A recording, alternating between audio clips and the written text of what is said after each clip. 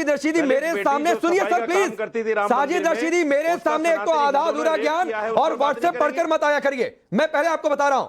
और दूसरी बात है किसी धर्म के किसी प्रतिष्ठान या फिर मंदिर के खिलाफ आप बोला मत करिए, ना तो पूरी जानकारी आपके पास है। अरे सुनिए साजिद रशीदी सुनिए, पहले मैं आपका फैक्ट दुरुस्त करता हूं, और ये बात कल भी हुई थी, इससे पहले भी हुई थी, और जिस कांग्रेस नेता के कहने पर आप ये बात कह रहे हैं उदित राज माफी मांग चुके हैं। तो अयोध्या में राम मंदिर परिसर में दुष्कर्म नहीं हुआ, पहला फैक्ट। मंदिर से 40 किलोमीटर दूर अयोध्या में गेस्ट हाउस में दुष्कर्म हुआ है। और सुनिए, राम मंदिर परिसर में बात करती थी, आपने परिसर की बात की है साजिद रशीदी, काम करती थी वो लड़की। साजिद रशीदी आपने परिसर की बात की है, मंदिर परिसर में वो लड़की काम करती थी। हाँ तो ठीक है, काम करती थी वो लड़की, तो क्या हो गया? दलित थी वो लड़की। हाँ बिल्कुल दलित थी, नहीं होना चाहिए था, सख्त कार्रवाई होगी, गिरफ्त में है सारे आरोपी, तो मंदिर से मत जोड़िए। सनातनी साजिद रशीदी सुनिए, अरे सुनिए साजिद रशीदी सुनिए, अगर आपने जितनी आसानी से, सुनिए साजिद रशीदी, अरे साजिद रशीदी सुनिए, आपने जितनी आसानी से एक मंदिर को दुष्कर्म से जोड़ दिया, अभी कोई मस्जिद से जोड़ दे सर तन से जुदा के नारे लगने लगेंगे। तो प्लीज इस तरीके से मत किया करिए, मंदिर हो या मस्जिद हो उससे किसी अपराध से जोड़िए मत, मैं आपको नसीहत दे रहा हूं। चलिए अब सनातनी नहीं बिल्कुल आप जोड़ रहे हैं, चलिए गुरु प्रकाश की बात पूरी होने दीजिए, रुक जाइए, अभी शांत रहिए रशीदी प्लीज। गुरु प्रकाश जी।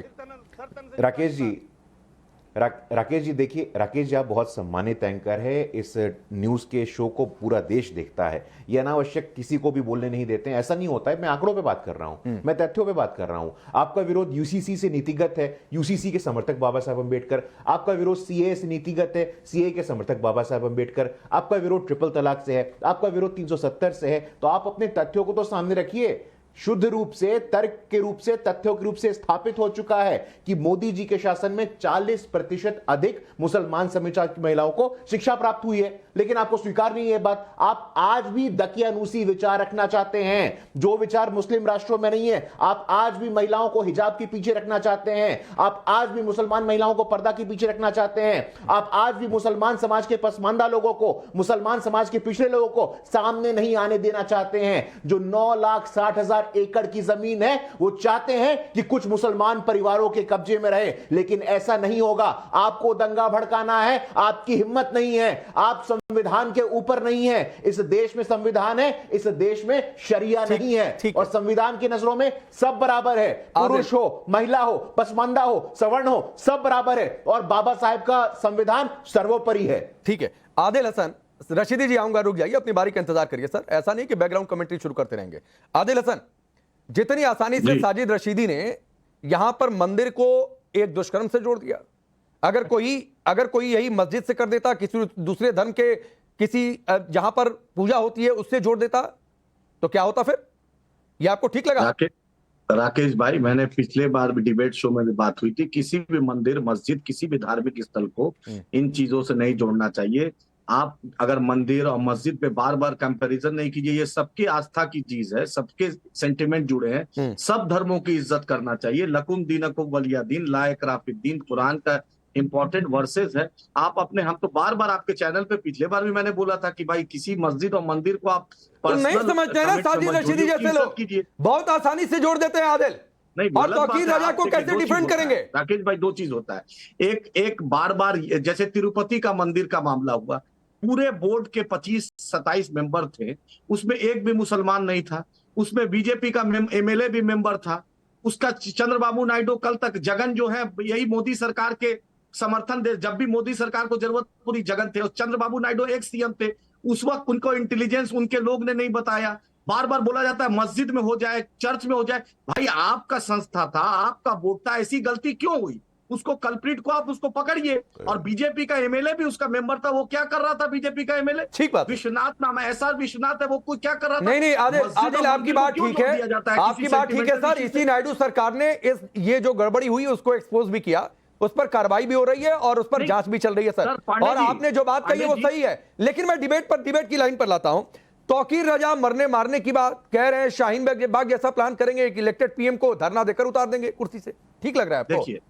देखिए लोकतंत्र में विरोध का सबको अधिकार है, सबका तरीका अलग अलग है, लेकिन लोकतंत्र में चुनावी सिस्टम है, आप वोट के हराइए। और नरेंद्र मोदी को इस देश ने 240 सीट पे लाया है, आपने देखा जब भाजपा सरकार शिंदे जो हैं, एकनाथ शिंदे जब रामगिरी को संरक्षण देंगे, जब नीलेश राणे को संरक्षण देंगे, तो लोग अब मेरे प्रॉफिट नबी सल्लल्लाहु अलैहि वसल्लम पर उस पर अगर कोई बोलेगा तो भाई जज्बात होगा ना। हम तो अपने वजूद की लड़ाई लड़ेंगे ना इस देश नहीं में। तो ठीक बात है, प्रॉफिट से बढ़ तो के मेरे वजूद की लिए लड़ाई कुछ नहीं है, संवैधानिक तरीके से लड़ेंगे, संविधानिक भावनाओं की अगर आप लड़ाई एक्शन लीजिएगा तो संवैधानिक हम तो तरीके साथ से लड़ेंगे कि उतरेंगे। मरने मारने की बात करके लड़ेंगे। हम अपने आप को आदिल, अपने मेरा नबी ये के सवाल लिए, है, राकेश भाई अपने नबी के लिए अपने आप को मारने के लिए, जान देने के लिए तैयार है। अरे आदिल मेरा नबी प्लीज से बढ़कर प्लीज कुछ नहीं समझिए, है मेरे लिए। नबी के खिलाफ कोई भी कुछ भी कहेगा ये बर्दाश्त महाराष्ट्र नहीं है सरकार क्यों नहीं इस देश एक्शन में, ली?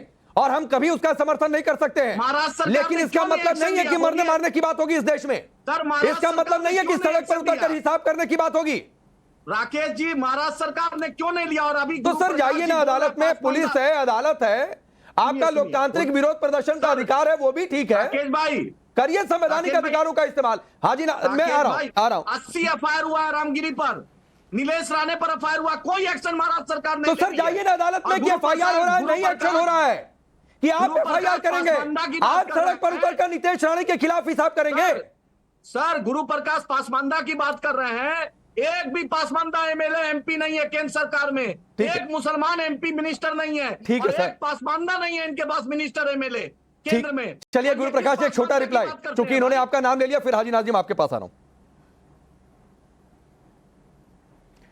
नहीं, मैं बहुत ध्यानपूर्वक सुन रहा था। अलीगढ़ मुस्लिम विश्वविद्यालय के इतिहास में पहली बार चांसलर तारिक मंसूर पसमंदा, उत्तर प्रदेश से कैबिनेट मंत्री दानिश रिजवान अंसारी पसमंदा, जम्मू कश्मीर के इतिहास में पहली बार राज्यसभा। अब जरा आप सुनिए, अब आपने सवाल पूछा था सर, सुनिए, मैं आपके बीच में नहीं बोल रहा था सर। जम्मू कश्मीर के इतिहास में पहली बार जम्मू कश्मीर के इतिहास में पहली बार राज्यसभा सांसद, पहली बार खटाना गुलाम अली पसमंदा।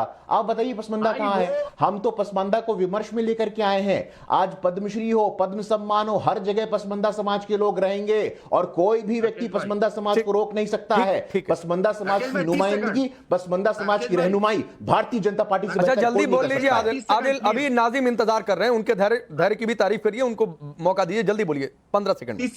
अगर इतना पासमानदा से मोहब्बत है तो धारा 341 में जो मुस्लिम एससी एसटी है उनको 341 का बैरियर से हटाइए, सुरजापुरी बिरादरी को ओबीसी में डालिए, केंद्र में उसका प्रपोजल बिहार सरकार ने भेजा है। इतना पासमानदा से मोहब्बत ठीक है, आप कहेंगे वो रिप्लाई भी करेंगे, जल्दी से एक दो लाइन में रिप्लाई करिए गुरु प्रकाश, जल्दी से रिप्लाई करिए, बोलिए।